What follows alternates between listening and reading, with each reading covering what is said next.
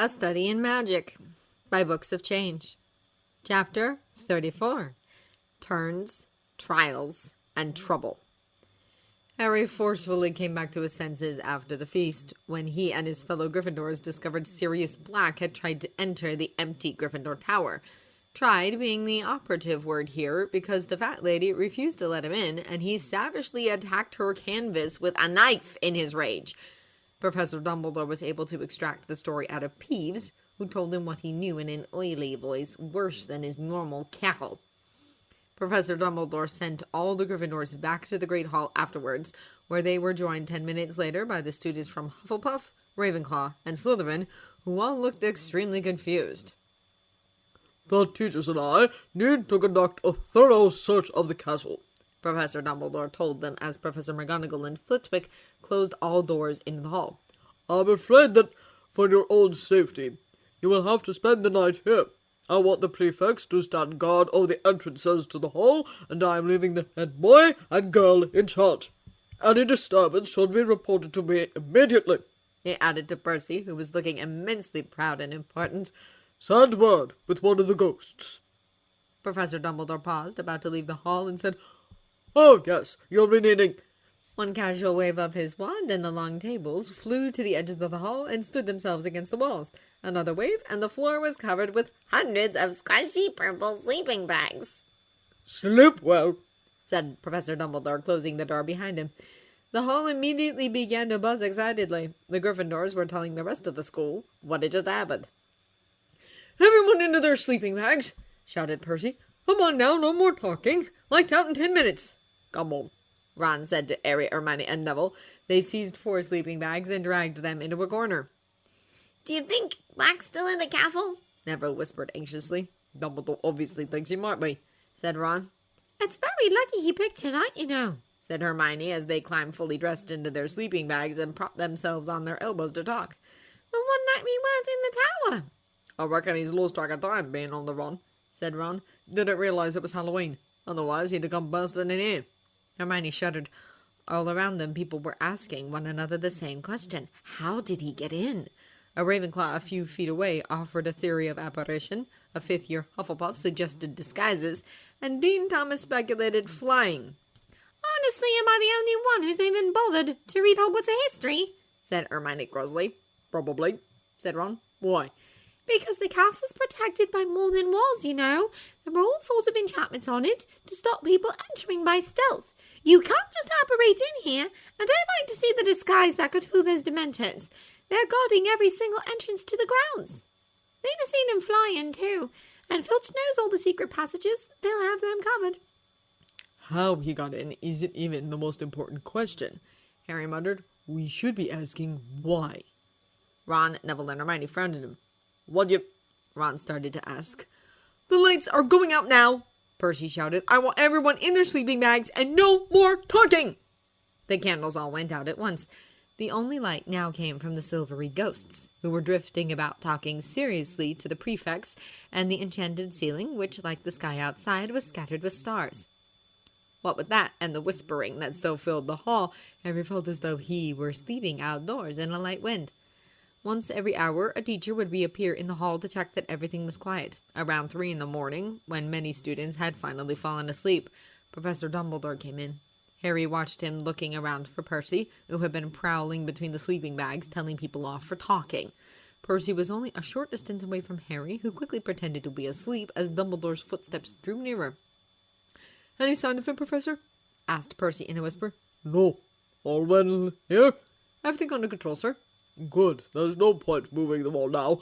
I've found a temporary guardian for the Gryffindor Portrait Hall. You'll be able to move them back in tomorrow. And the fat lady, sir? Hiding in a map of Angleshire on the 2nd floor. Apparently she refused to let Black in without the password, so he's attacked. She's still very distressed, but once she's calmed down, I'll have Mr. Filch restore her.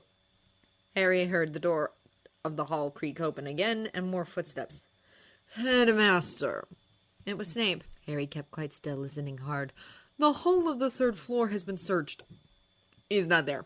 And Filch has done the dungeons. Nothing there either. What about the astronomy tower? Professor Trelawney's room, the owlry? All searched. Very well, Severus. I didn't really expect Black to linger. Have you any theory as to how we get in, Professor? Asked Snape. Harry raised his head very slightly off his arms to free his other ear. Many, Severus, each of them as unlikely as the next. Harry opened his eyes a fraction and squinted up to where they stood. Dumbledore's back was to him, but he could see Percy's face rapt with attention, and Snape's profile, which looked angry. You remember the conversation we had, Headmaster, just before, the start of term, said Snape, who was barely opening his lips as though trying to block Percy out of the conversation. I do, Severus, said Dumbledore, and there was something like warning in his voice. It seems almost impossible that Black could have entered the school without inside help. I did express my concerns when you appointed... I do not believe a single person inside this castle would have helped Black enter it, said Dumbledore, and his tone made it so clear that the subject was closed that Snape didn't reply. I must go down to the Dementors, said Dumbledore. I said I would inform them when a search was complete. Didn't they want to help, sir? Said Percy. Oh, yes, said Dumbledore coldly, but I'm afraid no Dementor will cross the threshold of this castle while I am headmaster. Percy looked slightly abashed. Dumbledore left the hall, walking quickly and quietly. Snape stood for a moment watching the headmaster with an expression of deep resentment on his face. Then he too left. Harry glanced sideways at Ron, Neville, and Hermione. The three of them had their eyes open too, reflecting the starry ceiling. What was that all about? Ron mouthed. The school talked of nothing but Sirius Black for the next few days. The theories about how he had entered the castle became wilder and wilder. Hannah Abbott spent much of their next herbology class telling anyone who listened that Black could turn into a flowering shrub. The fat lady's ripped canvas had been taken off the wall and replaced with the portrait of Sir Cadogan and his fat grey pony. Nobody was very happy about this. Sir Cadogan spent half his time challenging people to duels, and the rest thinking up ridiculously complicated passwords which he changed at least twice a day. He's a complete lunatic, said Seamus Finnegan angrily to Percy. Can't we get anyone else? None of the other pictures wanted the job, said Percy, frightened at what happened to the fat lady. Sir Cadogan was the only one brave enough to volunteer. Harry found the opportunity to discuss Black with his closest friends on the Tuesday evening following the attack. He, Ron, Hermione, Neville, and Julia slipped into the music chamber when Miss Jackie was out of the castle for small group, which was the only time other than Sunday when all versions of her were absent. No one is asking why Sirius Black wants to enter Hogwarts. Harry started, legs crossed, elbows on his knees, and hands under his chin, as the five of them sat around in a circle inside a noise-canceling screen. Yes, I know the Ministry thinks he's after me based on what he said in his sleep, but is he really? Why else would he want to come in for? Asked Ron, wrinkling his nose. He said he's at Hogwarts. I know, but... Harry sighed. Listen, 2 summers ago, Sherlock went crazy looking up everything about Voldemort. Remember that? Ron and Neville jumped at the mention of Voldemort's name. Julia just shook her head. I remember, said Hermione. You told us at your birthday party. If he was looking up information on you-know-who, then he's bound to have found references of Sirius Black. What did he find? The main reason why Black was sentenced to life in Azkaban is for killing 13 people with a single curse, Harry said. But there is something else he was convicted of. He was the person who told Voldemort... Oh, fine. Harry sighed when Neville blanched and Ron hissed, Don't say his name! He told you-know-who where he could find my birth parents after they went into hiding. Everyone stared at him in shock. Ron in particular was gaping very comically like a fish stranded on shore eyeing a famished seagull. How can you think Black might not be after you when you know this? Neville squeaked. Exactly, said Hermione shrilly. They say Black was one of you-know-who's biggest supporters. His last act cost him everything, plus he gained the wrath of his fellow supporters. You are the reason why. Anyone would want you dead if they're in his shoes. Harry winced at those words. It still stung, even though he expected it. So he kills a bunch of other random people and wastes 12 years in Azkaban rather than do something right then and there when he found Hagrid picking me up from the wreckage after you-know-who vanished. Harry argued wearily. Look, I'm just telling you what Sherlock thinks. I think something's off too. Think about it. Black was a Hogwarts student once, so we should know the castle's basic layout and timetables. Even if he is completely insane, And I don't doubt he's touched in the head, not after 12 years in prison. Don't you think he'd at least check the time before infiltrating Hogwarts? It doesn't take that much time or genius to check the sky, for crying out loud. And what if Black wanted to enter the Gryffindor Tower for different reasons, not because he thought I was there? How could he have found out I was Gryffindor anyway, if he only managed to enter Hogwarts on Halloween? Aren't you giving Black too much credit? Asked Hermione skeptically. If he's mad, he won't think this clearly. Not necessarily, said Julia. Mad people can be very cunning. They don't think clearly in the sense they don't realize their thoughts are mad, obviously. But for the sake of the things they're crazy over, they can be pretty clever. But he isn't thinking clearly, Hermione argued hotly. It's obvious from the way he attacked Fat Lady because she wouldn't let him in. If he was thinking clearly, he would have realized he can't enter unless he had the password. If he just left her alone, no one would have known he entered the castle, and that would have been better for him. I'm not saying the attack was clever, said Julia, frowning. I'm just saying being mad doesn't make you stupid. Hermione opened her mouth to argue again, but Neville said something first. Aren't you angry, Harry? At Black for what he did? He asked nervously. Hermione shut her mouth with a click. There was a horrible heavy silence. I was, said Harry flatly. I had to go to a therapist for it and everything. What's a therapist? Asked Ron. A healer who addresses heart issues, like when you experience a terrible shock like death in the family and, well, stuff like that. Oh. There was another terrible, awkward silence. It quickly became unbearable. The talk was rapidly going the worst way possible. Harry didn't know how to deal with it. The fact that he'd known since he was 10 his birth parents were probably betrayed to and killed by terrorists, thanks to Sherlock, who was only trying to help, however badly. That learning about Sirius Black was more like finally having a name and face to a long-held suspicion was so intricately tied to the darkest period of his life. Harry instinctively shied away from the idea of talking about it. That's not important right now, Harry said finally. The important thing is figuring out why Black chose to infiltrate Hogwarts when he could have gone looking for you-know-who. What or who is he looking for? Is he really after me? What is it? Ron looked relieved at the change of subject, but Hermione was clearly unconvinced and uncomfortable at Harry's dismissal of the other issue. Neville was still worried, but willing to let it go. Julia had that inscrutable look she sometimes put on when things got nutty and complicated. Did my grandpa get back to Sherlock after his last visit? Julia asked. He did. He said Fudge told him he met Black on his last inspection of Azkaban. He was shocked at how normal he seemed. Most of the prisoners in there were sitting muttering to themselves in the dark. There's no sense in them. But Black, he spoke quite rationally to him, asked Fudge if he'd finished with his newspaper, cool as you please, said he missed doing the crossword. Fudge was unnerved at how little effect the Dementors seemed to be having on him, and he was one of the most heavily guarded in the place, Dementors outside his door day and night. What did Fudge mean by normal? Sherlock's question exactly. Normal, as in he was acting like someone who isn't a prisoner, or normal, as in he was normal for someone who was kept in solitary confinement for 12 years. What else did Sherlock tell you? He said the last bit of outside information Black would have got is from the newspaper Fudge gave him. He wanted to know the exact date of the newspaper. Can't he make a guess based on the escape date? Harry shook his head. He says there are too many possibilities and not enough data. Capital mistake to theorize before data. Julia sighed through her nose. The discussion ended soon after this. As usual, they made no more progress than what Sherlock had already made, and were starting the dreadful circular arguments when Percy Weasley drew the blinds of their screen to tell Harry Professor McGonagall wanted to see him. Ron, Hermione, Neville, and Julia watched Harry walk away with Percy tailing him like an extremely pompous guard dog. He was rarely left alone since Black's attempt to enter the Gryffindor Tower. Teachers found excuses to walk along corridors with him.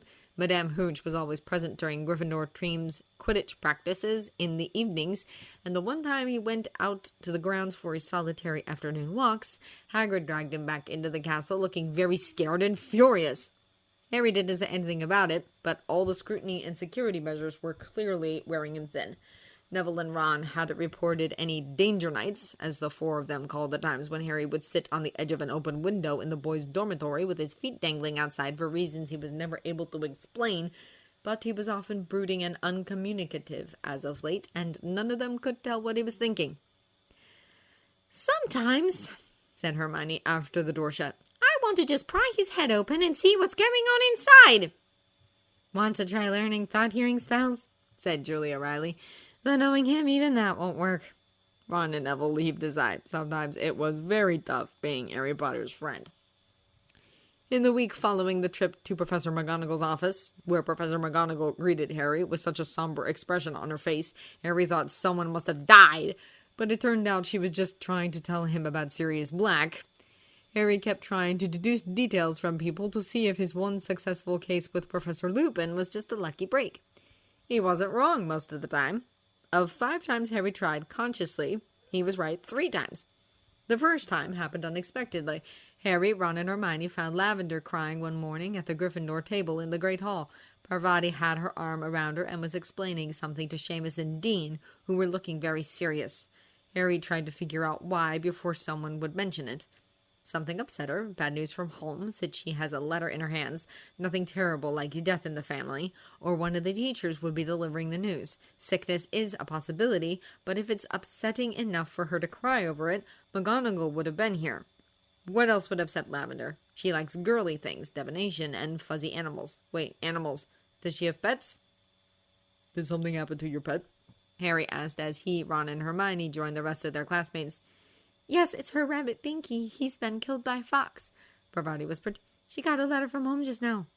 Oh, said Hermione as Harry went shocked still when he realized his deduction was correct. I'm sorry, Lavender. I should have known, said Lavender tragically. You know what day it is? The 6th of November. That thing you're dreading, it will happen on the 6th of November, remember? She was right, she was right. Ron and Harry looked at each other in bewilderment. Hermione asked, Sorry, but who was right? Professor Trelawney. She made a prediction and she was right. Oh, Harry thought, remembering the day he, Ron, and Hermione had gone to interview Professor Trelawney to see if she was the thief trying to steal the Philosopher's Stone. The long trek trying to find the divination classroom was when they'd first found the portrait of Sir Cardigan and his pony. They left the interview with a strong impression she was deluded at best and a fraud at worst. Thus, the 3 of them didn't bother to pick divination as one of their additional subjects at the end of 2nd year. Perhaps he, Ron, and Hermione should have been more vocal about expressing their opinions. Many people taking divinations treated Professor Trelawney with respect bordering on reverence. Parvati and Lavender had taken to haunting Professor Trelawney's tower room at lunchtimes and always returned with annoyingly superior looks on their faces, as though they knew things the others didn't, and had also started using hushed voices whenever they spoke to Neville, as though he were on his deathbed. It was all terribly annoying. Harry snapped out of his tangential thoughts to see everyone in his year at the Gryffindor table had gathered around Lavender now. Seamus shook his head seriously. Hermione hesitated, then she said, You were dreading Binky being killed by a fox? Well, not necessarily a fox, said Lavender, looking up at Hermione with streaming eyes. But I was obviously dreading him dying, wasn't I? Oh, said Hermione. She paused again. Then, was Binky an old rabbit? No, sobbed Lavender. He was only a baby. Parvati tightened her arm around Lavender's shoulders. But then why would you dread him dying? Said Hermione. Parvati glared at her. Well, look at it logically, said Hermione, turning to the rest of the group. I mean, Binky didn't even die today, did he? Lavender just got the news today. Lavender wailed loudly. And she can't have been dreading it because it's come as a real shock. Don't mind Hermione, Lavender, said Ron loudly. She doesn't think other people's pets matter very much. Harry didn't need to think too hard to know why Ron said that.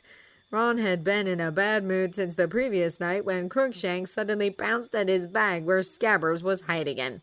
Crookshanks tore at the bag, trying to get Scabbers. Ron whirled his bag to fling him off, and Crookshanks clung stubbornly to it until Scabbers flew out of the top, streaked through 20 pairs of legs, and shot beneath an old chest of drawers. Crookshanks chased after the terrified Scabbers, skidded to a halt at the chest, crouched low on his bandy legs, and started making furious swipes beneath it with his front paw. When Hermione grabbed Crookshanks around the middle and heaved him away, Ron, with great difficulty, pulled Scabbers up by the tail. "Look at him," he had said furiously to Hermione, dangling Scabbers in front of her. "He's skin and bone. You keep that cat away from him." "Crookshanks doesn't understand. It's wrong," said Hermione, her voice shaking. "All cats chase rats, Ron." "There's something funny about that animal," said Ron, who was trying to persuade a frantically wiggling Scabbers back into his pocket. "It heard me say the Scabbers was in my bag." Oh, what rubbish, said Hermione impatiently. Crookshanks could smell him, Ron. How else do you think? "That cat's got it in for Scabbers," said Ron, ignoring the people around him who were starting to giggle. "And Scabbers was here first, and he's ill." Ron marched through the common room and out of sight up the stairs to the boys' dormitories.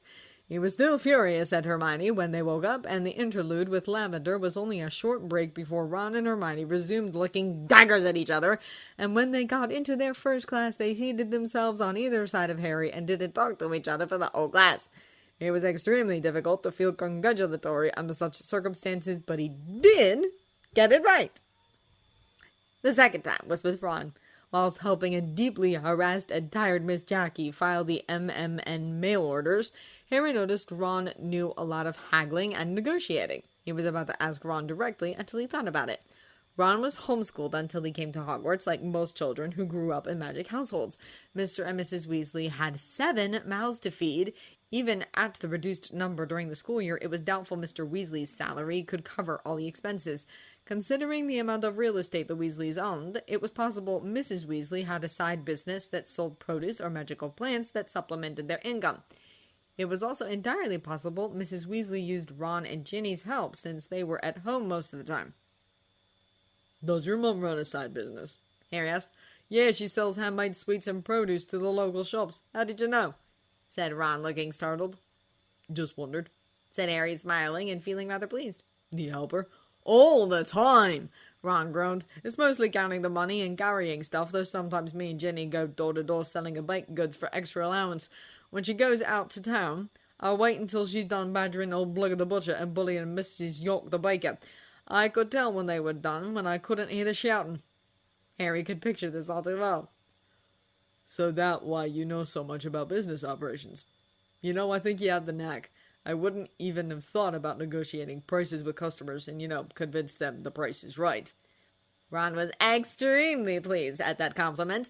It spurred him to suggest to Miss Jackie that she should rely on popular wizard equipment sellers like Dervish and Bangers to do the actual promotion and selling of MMN products. The idea turned out to be a stroke of genius. Miss Jackie no longer had to worry about business minutiae related to individual sales, which she absolutely hated with a passion of 1,000 burning supernovas, and could just focus on making and delivering bulk orders, and Dervish and Bangers made good profits selling the massively popular MMN phones and mobile plans. Miss Jackie actually sobbed into Ron's chest when the deal was signed, and wailed she didn't know what she'd do without him. Ron's next paycheck was very generous, but extremely deserving in Harry's opinion. The only downside was that Ron's interest in schoolwork dwindled in direct proportion to his successes at the MMN. Harry had no heart to tell Ron that he should at least try to keep up, since it would put a damper in the niche Ron could finally claim to be his own, and not something his older brothers had already done before. Instead, Harry just advised him to buy ownership shares of MMN. That way, Ron would at least have something to fall back on should he actually drop out early. Harry's third and fourth attempts were with Julia. Arguably, they were actually one attempt. Either way, he'd got the details wrong. Harry and Julia had entered the music chamber for music lessons. For a moment, they thought the chamber was empty, but that made absolutely no sense, because nothing short of death and forced immobilization would make Miss Jackie miss an appointment. So they searched for her. They found Miss Jackie lying prone on the floor next to the clarinet stands. She looked more woe-begone than usual. The skin on her face was almost translucent, her lips were chapped, cheeks were hollow, and her eyes looked sunken. It took several rough shakes and dribbling water into her face to wake her up. "When was the last time you ate something?" Julia demanded the moment Miss Jackie opened her eyes. Miss Jackie blinked for several seconds as she pondered the question. "Not fast enough," said Julia when Miss Jackie finally opened her mouth. "You're not working any more today. Harry, could you ask the kitchens to send something rich and soupy? Preferably something that was simmered with bones for a long time." Harry nodded. "Blippi," he called out. Blippi the house elf appeared in the music chamber with a loud crack. "Harry Potter!" squeaked the house elf, bowing low. "How can Blippi help Harry Potter?" Harry reiterated Julia's request. The house elf promised to bring a large bowl of beef stew over immediately, along with the unrequested bread, pumpkin juice, and desserts if Harry knew anything about the house elves of Hogwarts, and cracked out of sight. I'm fine, Julia, darling, Miss Jackie protested weakly from the floor. No, you're not, said Julia firmly. You are so far from fine, you need a helicopter to get from where you are to fine. Harry snorted involuntarily. You're going to eat that soup and try to stand up again. If you can't, you're going straight to the hospital wing. Miss Jackie ended up going to the hospital wing after trying and failing to eat the stew Blippi brought. She started throwing up after a few sips, so Harry braved the flute network to get the school matron quickly. Madame Pomfrey put her in a stretcher and took her away immediately. Julia and Harry spent the next hour in the music room complaining about idiotic geniuses. Yours forget to eat when she's working? Asked Harry. This was the third deduction, which wasn't much of a deduction at all, to be honest, but a guess based on what he knew at Sherlock. Of course she eats, Julia groused. If she didn't eat when she works, she would have turned into a decomposing corpse a long time ago. No, her problem isn't eating. The problem is she doesn't pay attention to what she's eating. Oh, said Harry. So she just picks up whatever and not bother to check if it's actually food or not. This was the fourth deduction, made based the one time he'd seen Miss Jackie absently chew on a piece of A4 paper. She's not that bad, said Julia, smiling wryly. She doesn't keep track of how much of what she ate. If left on her own, she could go about eating a single strip of beef jerky for days, thinking she ate a whole bunch, or finish off a bag of marshmallows in an hour, thinking she only had 3. It's ridiculous. The fifth attempt occurred the day before Gryffindor's first Quidditch match, which was against Slytherin. It was the one Harry was most proud of, though the occasion that brought it about was less than auspicious. The third years had had the most harrowing defense against the dark arts lesson that day. Lupin was out ill, so Snape substituted. Whoever thought this was a good idea needed their head checked. What's wrong with him? Ron asked. Nothing life-threatening, Snape said, looking as though he wished it were. 5 points from Gryffindor for interrupting. As I was saying, Professor Lupin has not left any record of the topics you have covered so far. Please, sir, we've done Bogarts, Redcaps, Campers, and Grindylows, said Hermione quickly, and we're just about to start. Be quiet, said Snape coldly. I did not ask for information. I was merely commenting on Professor Lupin's lack of organization.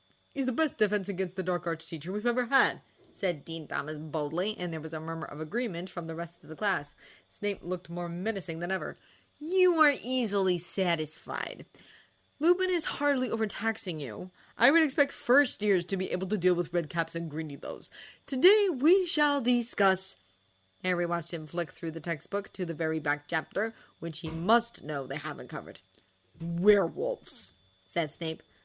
But, sir, said Hermione, seemingly unable to restrain herself.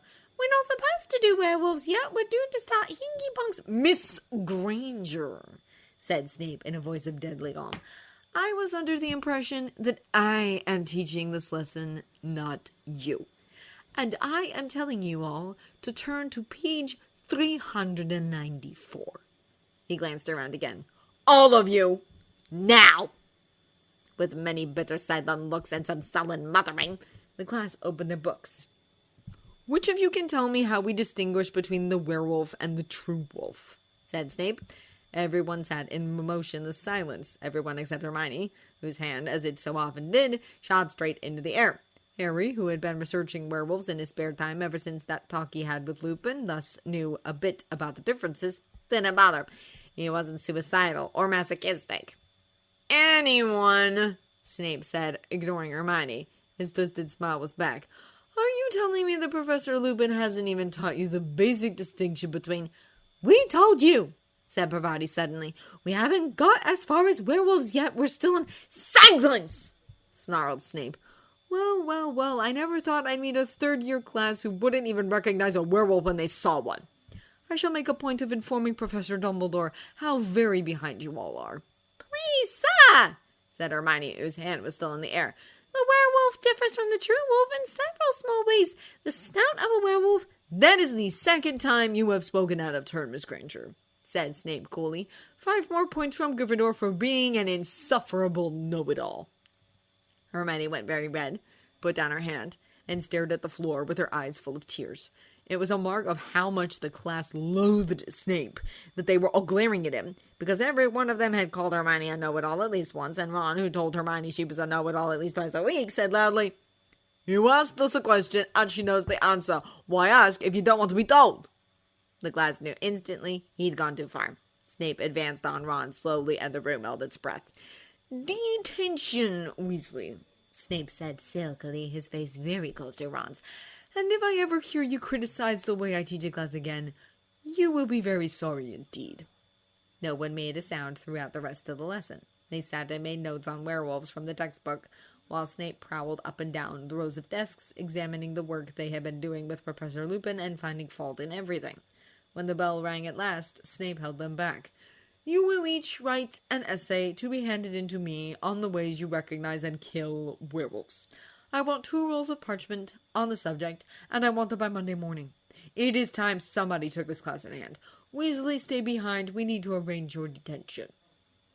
Harry and Hermione left the room with the rest of the class, who waited until they were well out of earshot, then burst into a furious tirade about Snape. "Snape's never been like this with any of our other Defense Against the Dark Arts teachers, even if he did want a job," roared Seamus. "What's he going to do for Lupin?" "I don't know," said Hermione pensively. "But I really hope Professor Lupin gets better soon." Ron got up with them 5 minutes later in a towering rage. "Do you know what that—" He called Snape something that made Hermione say, "Ron!" "Is making me do. I've got to scrub out the bedpans in the hospital wing. Without magic!" He was breathing deeply, his fists clenched. What could it black have hidden in Snape's office, eh? He could have finished him off for us. No one worked on the werewolf essay that day except Hermione, who herded Ron and Harry into the library after their afternoon classes to start working on it. To preemptively stall her nagging, Harry started reading a book he'd meant to check out days ago, but forgotten about until Snape mentioned werewolves. Harry's Stout Human Heart by anonymous author. A heart-rending account of one wizard's battle with lycanthropy. Harry was about halfway through the book when he looked up to see what his friends were doing. Ron was poring over the MMN accounts as usual. Hermione looked up and their eyes met. She nodded meaningfully. It took an embarrassing amount of time for Harry to figure out what the nod meant. A lunar chart was on the corner of their table, and all the days that had a full moon were circled since September. Hermione's textbook and copy of Fantastic Beasts were open to the werewolf section, and Hermione had scribbled Bogart and full moon on the corner of her... Oh, so Hermione figured out Lupin was a werewolf too. Of course. Then Harry noticed the lump around Hermione's collarbone. A necklace with a pendant, judging from location, but Hermione wasn't the jewelry type, so what made her wear something so frivolous? There was no special occasion for her to wear jewelry as far as he knew. So why? Unbidden, Harry recalled the number of times he'd seen Hermione tucking something inside the neck opening of her robes after class, particularly when he and Ron had lost track of her for a second. Now that he thought about it, the times she'd vanished were usually when she had 2 classes or more at the same time. Ron wondered about this mystery more than once and asked their classmates if she had been missing any classes. She hadn't. Harry didn't think much about Hermione's impossible schedule, except to idly wonder if she had finally mastered the cloning or duplication spell, and was sending her clones to attend the magic-free courses like Muggle Studies and Astronomy, as he did. But she couldn't be. Hermione spent every spare moment of her time at the library or in the common room doing her homework when she wasn't at the Charms Clubs with Ron and Harry, going to music lessons and helping Miss Jackie with the MMN development. There just wasn't enough time, even discounting the overlapping schedules. Unlike Harry, who didn't mind bending the rules as long as it was harmless, Hermione would never do any magic during the summer holidays, so she couldn't have mastered the duplication cloning spell over the summer. Moreover, Hermione wasn't the only person who took so many subjects. Percy Weasley got 12 hours last year, and in order to get that many, you needed to take all the offered subjects. The whole cloning business only became a viable option when Miss Jackie became an instructor. So what were the older, overachieving students doing in order to take so many subjects? Could they be using some kind of enchanted device that let them be in 2 places at the same time? If so, what kind of device was it? Harry studied the lump on Hermione's collarbone again, hoping the shape would lend him a clue. It was longer than it was wider, and the shape was cylindrical, but narrower in the middle. Harry first thought of scrolls, until he remembered the thing that made Hermione's schedule impossible. Time! What time device looked like a cylinder that had a narrower middle? An hourglass. This didn't help Harry figure out what kind of magical device Hermione was wearing that helped her go to all her classes, but it did give him an idea what he should look up. Harry folded the corner of the page he was reading and got up. He searched through the library indexes and found the section number of the shelves that stored all the books on time magic. When Harry got there, he immediately found the book he was looking for. The front cover had a picture of a shiny hourglass with a chain on it, and the title proclaimed Time Turners and Their Mind-Turning Mysteries. A brief browse through the contents told Harry all he needed to know. Time Turners were powerful magical devices that allowed users to go backwards in time. Their manufacture, distribution, and usage were strictly monitored by the Ministry of Magic owing to its potential danger. People were known to accidentally kill their past or future selves whilst trying to change past events. It would figure a model student like Hermione would be able to get one despite all the red tape to attend classes. Harry had just put the book back, feeling very satisfied, when the library copy of Harry Snout Human Heart came flying towards him and started beating him fiercely about the head. Madame Pince, the librarian, was pointing her wand at him, screaming, "How dare you desecrate that book, you depraved boy!" Harry fled the library. His books, papers, and bags flew after him, beating his head as they did. Hermione and Ron joined him outside soon afterwards and helped him subdue his things, getting severely beaten too in the process. Thanks, said Harry breathlessly. Bloody hell, you can't even dog your own books in this place, Ron muttered before turning at Hermione sharply. So what were you nodding about? Just giving Harry my approval for starting his homework early for once, said Hermione a bit too airily. See, Ron, even Harry's working hard. Ron scowled. Harry just rolled his eyes and said nothing about werewolves or time turners. The day Harry just blurted everything he figured out like Sherlock was the day he'd strap himself on an underground rail and let a tube train take care of him. If tube engineers thought he was a selfish bastard, so be it. This didn't, of course, stop Harry from bragging about the whole thing to John at great length and detail in the privacy of his four-poster bed that evening, starting from Snape's class to his final deduction. Mr. Lestrange's face popped into view after Harry finished speaking. Oi, kid, if you're interested in long hours, undrinkable coffee, horrible tea, even worse pay, and opportunity to fight crime, consider joining Serious Crimes at the CID, he said, grinning rakishly. I could use someone who has Sherlock's skills, but not his personality. That is the worst sales pitch I've ever heard, John declared, roughly shoving Mr. Lestrange out of the way. Beats the one I used to convince Bill Murray to join the army by a long stretch, and I promised him miserable pay, abusive superiors, and full guarantee of getting shot at. But I digress. John beamed at Harry. That was amazing. Harry's heart leapt. You think so? Of course I do. Extraordinary insight. Quite extraordinary. Harry beamed. John's holograph reached out and did a patting motion, like she was ruffling Harry's immaterial holographic self's head. Harry idly wondered it was possible to magically transmit touch over the MMN. So, Snape's been quite the... Duh! Said John, suddenly somber and glaring at Mr. Lestrange when he appeared briefly in the background, saying the four-letter word John scrambled up in a rather loud voice. If he wasn't such a useful...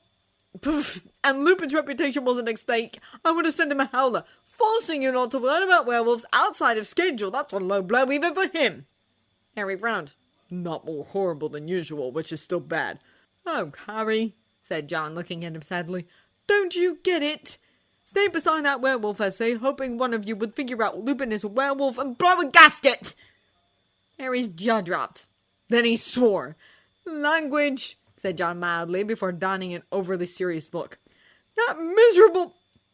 He's been such a bad boy, it's a good thing he doesn't realize tyranny only invites mutiny, otherwise he might have got his wish. Still, no Christmas presents for him for the next 10 years. Harry giggled.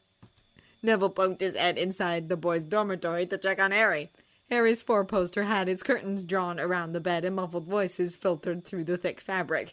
He tiptoed closer and listened to Harry use a four-letter word and then laugh for a couple of heartbeats before backing away.